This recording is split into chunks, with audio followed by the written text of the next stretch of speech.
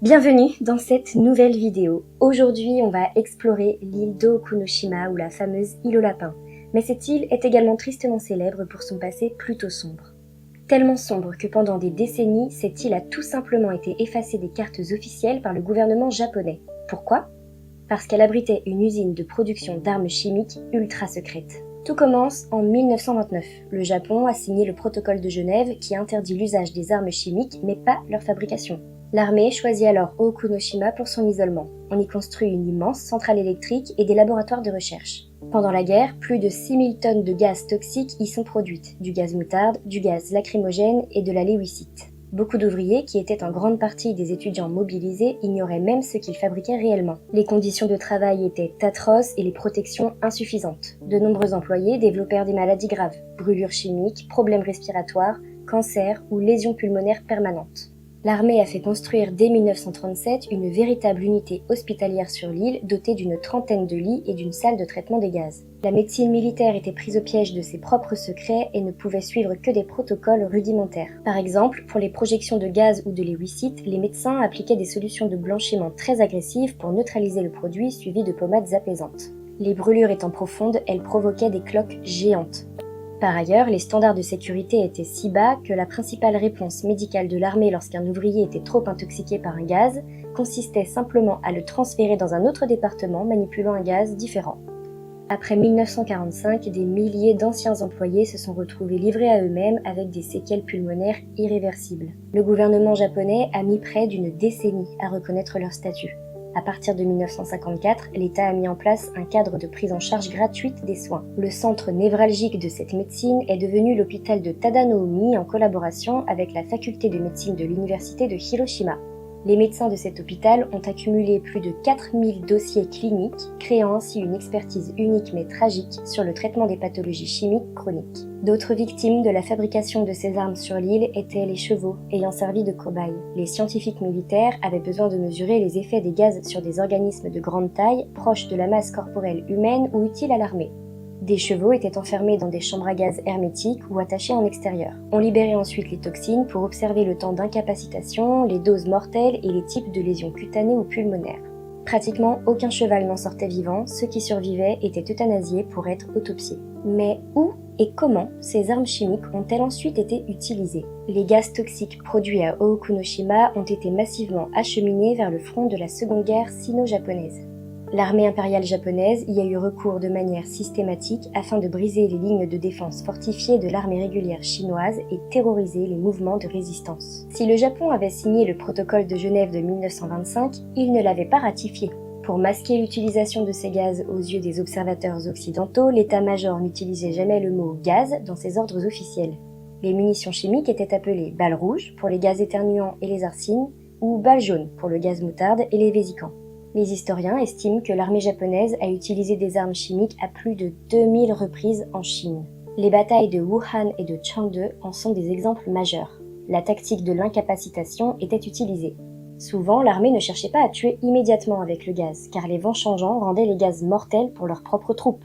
À la place, elle utilisait des agents chimiques pour aveugler, faire vomir ou asphyxier temporairement les soldats chinois non équipés. Une fois les lignes adverses totalement désorganisées et incapables de se battre, les troupes japonaises passaient à l'assaut pour les exécuter à la baïonnette ou à l'arme blanche. Le drame absolu de ce conflit réside dans l'asymétrie totale des forces. L'armée et la population chinoise n'avaient pratiquement aucun équipement de protection.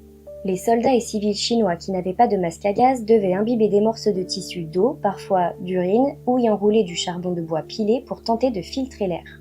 Mais c'était tragiquement inefficace contre le gaz moutarde ou le phosgène. Des villages entiers, situés à proximité des combats, ont été asphyxiés. En 1942, lors d'une attaque dans la province du Hebei, environ 1000 villageois cachés dans des souterrains ou des abris ont été mortellement asphyxiés après que l'armée y a injecté du gaz toxique. On estime que la guerre chimique japonaise en Chine a fait entre 80 000 et plus de 200 000 victimes, morts et blessés graves confondus, parmi les militaires et les civils. Au moment de la reddition, pour détruire les preuves de leurs crimes de guerre, les unités japonaises ont enterré ou jeté dans des rivières des centaines de milliers de munitions chimiques non utilisées un peu partout en Chine, mais principalement dans le nord-est à Dunhua. Depuis 1945, ces fûts et obus hautement toxiques ont rouillé et fui dans les sols et les nappes phréatiques. Plus de 2000 civils chinois ont été gravement intoxiqués, brûlés ou tués par ces fuites d'anciennes armes chimiques au cours des dernières décennies. Comme vous le voyez à l'écran, un processus d'excavation et de destruction conjointe entre le Japon et la Chine est toujours en cours pour nettoyer ces sites. Sur l'île d'Okunoshima elle-même, l'armée japonaise cherche à effacer les preuves. Elle brûle une grande partie des documents liés au programme chimique dès l'annonce de la capitulation, et une partie des stocks de gaz est enterrée à la va-vite sur l'île ou jetée directement dans la mer. Lorsque les forces alliées débarquent en 1946, elles découvrent une quantité colossale d'armes chimiques. On parle de près de 22 000 tonnes de matériel et de gaz à traiter ou à détruire. N'ayant pas la technologie pour recycler ou neutraliser proprement ces produits, elle emploie 3 méthodes radicales. Le largage en mer. Des milliers de fûts de gaz moutarde et de léwicite ont été chargés sur des navires, emmenés au large de la préfecture de Kochi et coulés en eau profonde. L'incinération. Les immenses cuves de stockage en béton ont été vidées, puis des soldats ont utilisé des lance-flammes pour brûler l'intérieur des structures afin de calciner et neutraliser les résidus de gaz incrustés. Quelques mois plus tard, la centrale électrique, dont les conduits et les murs étaient saturés de poussière d'arsenic mortelle, a également été nettoyée au lance-flammes. L'emmurement chimique et l'immersion. Pour certains gaz instables ou impossibles à brûler sans créer de nuages toxiques mortels pour la région, les tunnels de l'île ont été utilisés. Les caisses de munitions chimiques ont été empilées à l'intérieur des tunnels et des anciens forts et les entrées ont été scellées par des murs de béton de près de 2 mètres d'épaisseur. Ces tunnels ont ensuite été inondés d'un mélange d'eau de mer et d'hypochlorite, de l'eau de javel ultra concentrée, pour dissoudre et neutraliser lentement les toxines au fil des décennies. Aujourd'hui, les ruines de la centrale électrique et des forts de stockage tiennent toujours debout, envahies par la végétation. Elles servent de rappel silencieux des horreurs du passé. Un petit musée a été ouvert sur l'île en 1988 pour que l'on n'oublie jamais les victimes de ces armes chimiques. Si son passé rappelle qu'un lieu peut porter à la fois la beauté du paysage et la mémoire d'un chapitre tragique de l'histoire, l'île d'Okunoshima est depuis devenue une destination touristique connue pour ses lapins, dont l'histoire reste toutefois mystérieuse. La version la plus sombre raconte que les premiers lapins étaient des sujets d'expérimentation utilisés pour tester l'efficacité des gaz. Ils auraient été relâchés ou auraient survécu après la fermeture de l'usine. Cependant, la version officielle est plus nuancée. Les lapins de laboratoire auraient tous été euthanasiés à la fin de la guerre et la colonie actuelle descendrait de quelques couples relâchés par des écoliers dans les années 70, trouvant sur cette île un sanctuaire sans prédateurs. Mais ce ne sont pas les seuls animaux que l'on trouve sur l'île. Il y a un inoshishi. C'est la première fois que j'en vois un de mes propres yeux. Incroyable. Pardon. Ah, c'est trop drôle. Mais ils sont immenses, hein. Je pensais que c'était tout petit, moi, les inoshishi. Petit lapinou et le gros sanglier. Waouh, j'aime trop.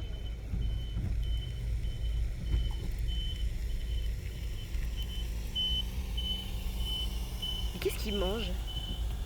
Oh, oh, oh! Non!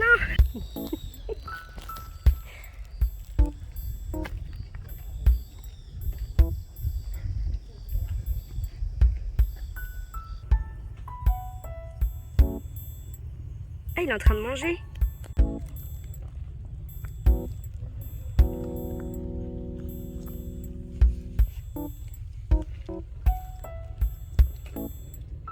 Mais il est immense celui qui est au fond là, non? Ah non, ils sont tous pareils en fait. Ça transcende vraiment personne de voir des crabes aussi. Alors que c'est passionnant. Non mais ici, il y a une armée là. Ah lui, il est bien.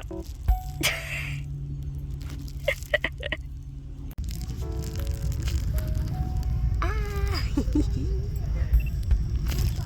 ça chill au max. Oh, pardon, c'est tombé. Oui, il les prend tout doucement. J'aime trop.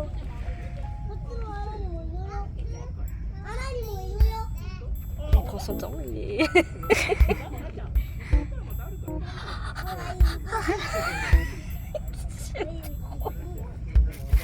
Mais c'est fou d'être aussi doux. Tu es tout doux. Mais c'est un gentleman. Incroyable.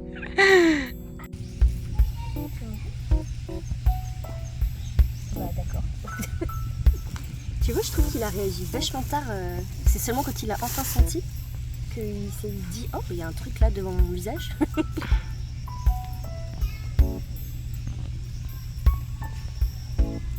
Il en fait du bruit en mangeant. Ah ouais? Tu l'entends pas? Non, j'entends pas. Tu entends encore?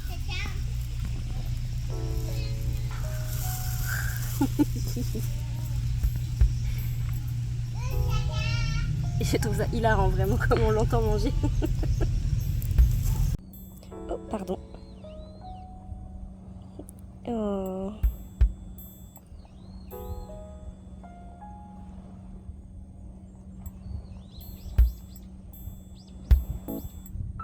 Tu en veux encore?